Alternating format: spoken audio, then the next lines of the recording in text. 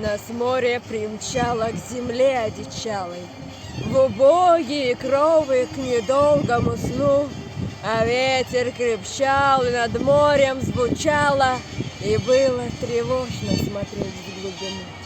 Больным и усталым нам было завидно, что где-то в морях веселилась гроза, а ночь, как блудница, смотрела бесстыдно на темные лица, больные глаза.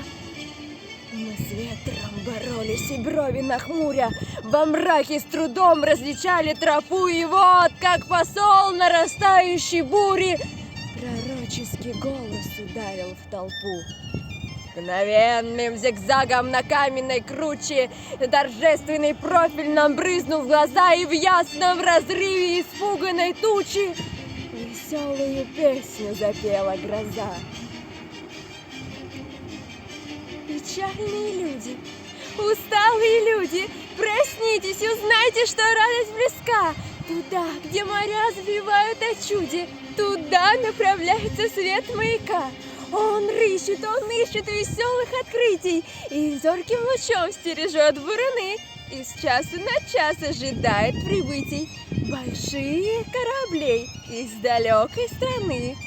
Смотрите, как ширятся полосы света, как радостен бег закипающих пен, как море ликует. Вы слышите где-то за ночью, за бурей зыванье сирен. Казалось, вверху разметалась одежда, гремущую даль осенила рука, и мы пробуждались для новой надежды. Мы знали, нежданная радость близка. Горизонт разбудили зорницы, как будто пылали вдали города.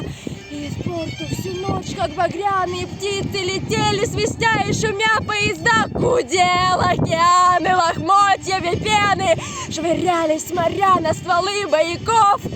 Протяжной мольбой завывали сирены.